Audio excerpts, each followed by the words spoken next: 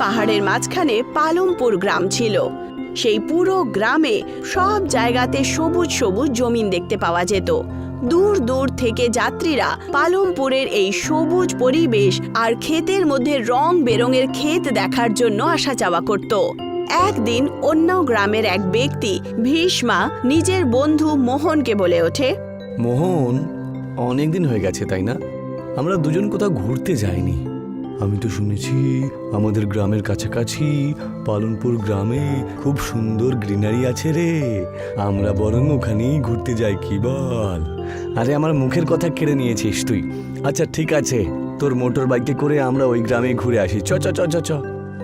ভীষ্মা আর মোহন নিজের motor cycle নিয়ে পালমপুর পৌঁছে ওখানকার সৌন্দর্য দেখতে থাকে আর বলে, সত্যি রে, পালনপুর গ্রাম তো খুবই সুন্দর। প্রতি বছর এখানেই ঘুরতে আসা উচিত আমাদের। তক্ষুনি ওদের দুজনের কানে এক স্ত্রীর আওয়াজ চলে আসে, ক্যামেরা নিয়ে নাও, ক্যামেরা নিয়ে নাও। অনেক পুরনো অ্যান্টিক ক্যামেরা, আর আমি খুব সস্তায় বিক্রি করছি। ভীষ্মা আর মোহন সেই স্ত্রীর কাছে পৌঁছায়। ক্যামেরা তো সত্যি খুব পুরনো মনে হচ্ছে দেখছি। এটা কি এখনো কাজ করে? হ্যাঁ বাবু মশাই, এটা কোনো সাধারণ ক্যামেরা নয়, বরং এটা অ্যান্টিক ক্যামেরা।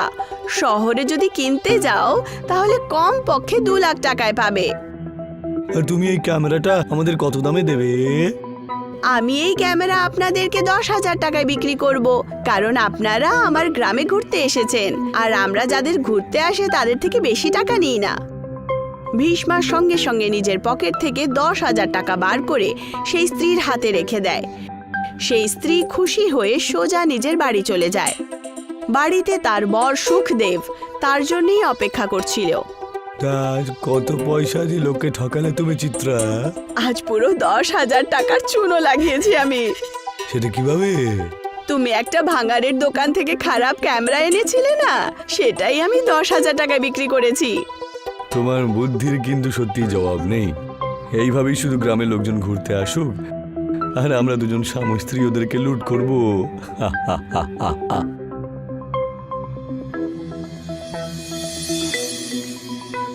পরের দিন ভীষ্মা আর মোহন সেই ক্যামেরাটা বিক্রি করার জন্য শহরের একটা অনেক বড় দোকানে যায়। ভীষ্মা দোকানদারকে বলে, দাদা, এই ক্যামেরাটা বিক্রি করতে চাই।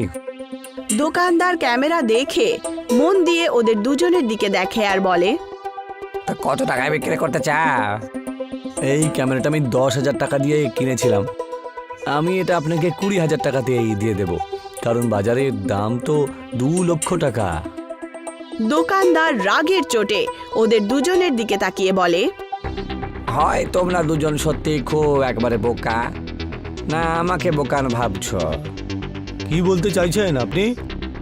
আরে ক্যামেরার দাম তো 1 টাকাও নয়, বুঝেছো? তুমি কি দেখতে পাচ্ছ না তোমরা? আরে এই ক্যামেরাটা কোনো ভাঙাচোরার দোকান থেকে কেউ তুলে নিয়ে এসেছে এরকম মনে হচ্ছে। কিন্তু কালকে পালনপুর গ্রামে যে ক্যামেরাটা যার থেকে আমরা কিনেছিলাম, ও তো বলেছিল যে এই ক্যামেরাটা নাকি অ্যান্টিক।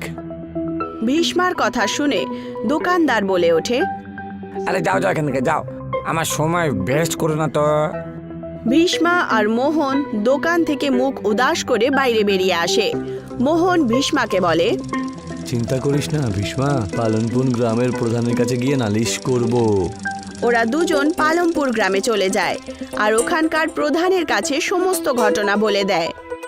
এখন আপনি বলুন তো প্রধান মশাই, এই গ্রামের সদস্যদের কি আপনার গ্রামেরই একজন স্ত্রী লুট করছে? কিন্তু এইভাবে তো আপনার গ্রামের নাম খুবই খারাপ হয়ে যাবে। হ্যাঁ, আর ওই মহিলাকে আমি জানিও, ওর নাম হলো চিত্রা। তোমাকে সাহায্য করার জন্য আমি প্রস্তুত, কিন্তু এর জন্য আমাকে 5,000 টাকা দিতে হবে, কারণ আমি ফ্রিতে কাউকে সাহায্য করি না। ঠিক আছে, আমি 5,000 দেওয়ার জন্য একেবারে প্রস্তুত রয়েছি। অন্তত 5,000 তো আমার বেঁচে যাবে। ঠিক আছে, এই ক্যামেরাটা আমি ওর মুখের ওপর ফেলে দিয়ে চলে আসব। ভীষ্মা 5,000 টাকা প্রধানকে দিয়ে দেয়। প্রধান ভীষ্মা আর মোহনকে নিয়ে চিত্রার বাড়িতে চলে যায় আর রাগের অবস্থায় চিত্রাকে বলে ওঠে, চিত্রা, তোমার লজ্জা করে না? হ্যাঁ, ভাঙাচোরার দোকান থেকে তুলে নিয়ে আসা ক্যামেরা তুমি 10,000 টাকায় বিক্রি করেছো। এইটুকু বলে প্রধান সেই ক্যামেরা চিত্রার মুখে মেরে দেয় আর ভীষ্মা আর মোহনের দিকে তাকিয়ে বলেন, দেখো, যেমন কথা আমি তোমাকে দিয়েছিলাম, ক্যামেরাটা চিত্রার মুখে ছুঁড়ে মেরেছি। এখন তোমরা দুজন আসতে পারো। আরে এ আবার কি কথা হলো? হ্যাঁ, আমার পয়সাটা তো ফেরত দিন। সোজাসুজিভাবে এখান থেকে চলে যাও। ক্যামেরা মুখে মারবো এরম কথা বলেছিলাম, পয়সা ফেরত দেবো সেটা তো বলিনি। আমার তো মনে হচ্ছে এই পুরো পালনপুর গ্রামটাই একেবারে লুটেরাদের গ্রাম। মোহন আর ভীষ্মা রাগের চোটে বাড়ির বাইরে চলে যায়।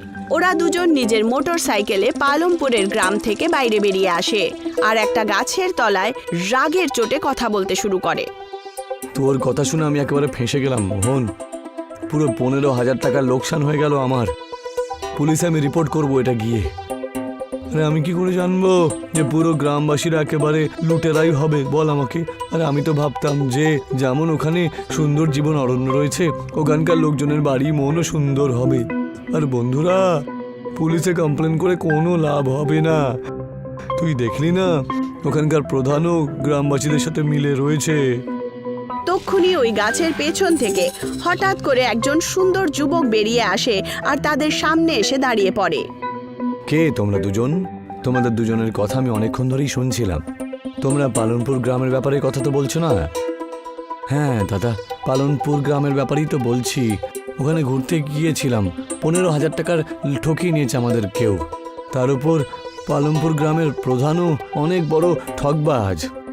বুঝতে পেরে গেছি, কে জানে যারা যারা ওখানে ঘুরতে গেছে হয়তো সবাইকেই ঠকিয়েছে ওরা। তোমরা দুজন চিন্তা করো না তো, তোমরা তোমাদের বাড়ি যাও, তোমরা তোমাদের পয়সা অবশ্যই পেয়ে যাবে।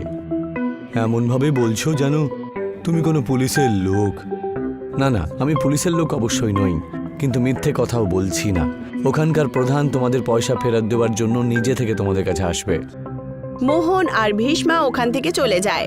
সেই সুন্দর যুবক পালমপুর গ্রামে চলে যায় আর ওখানকার প্রধানের কাছে চলে যায় আর বলে, আমার নাম হলো কেতন।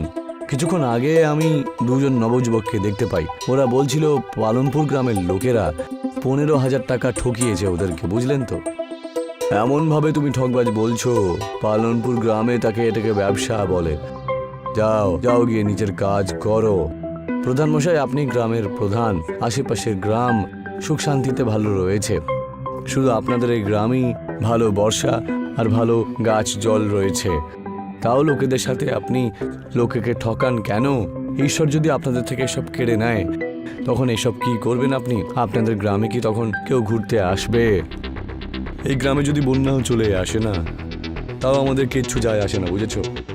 আমাদের কাছে এত সম্পত্তি রয়েছে যে আমরা অনেক বছর বসে বসে খেতে পারি। হঠাৎ করে কেতনের চোখে রাগ দেখতে পাওয়া যায়। সে রাগের চোটে প্রধানের দিকে তাকিয়ে বলে, তুমি সবসময় জলের বন্যার ব্যাপারেই শুনেছ, কিন্তু গরমের বন্যার ব্যাপারে শুনেছ? আমি চলে গেলেই এই গ্রামে গরমের বন্যা এমন আসবে যার ব্যাপারে তুমি কখনো না কল্পনা করতে পেরেছো, না কখনো নিজের চোখে দেখেছো। তখন দেখবো তোমার এই সবজি তোমাকে কতদিন বাঁচিয়ে রাখে।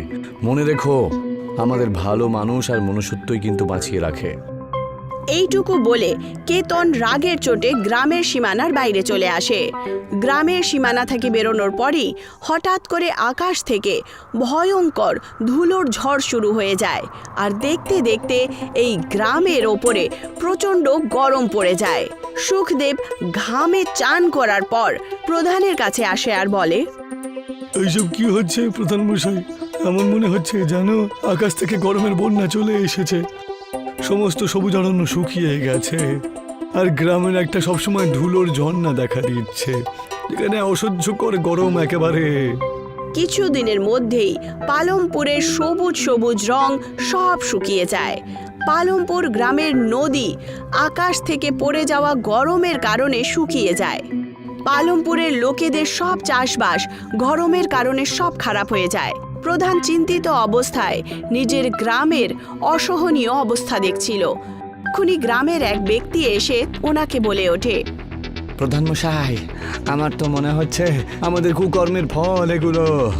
হয়তো তুমি ঠিক কথাই বলছো, আমাদেরই ভুলের শাস্তি আমাদের বাচ্চাদেরকে ভোগ করতে হচ্ছে।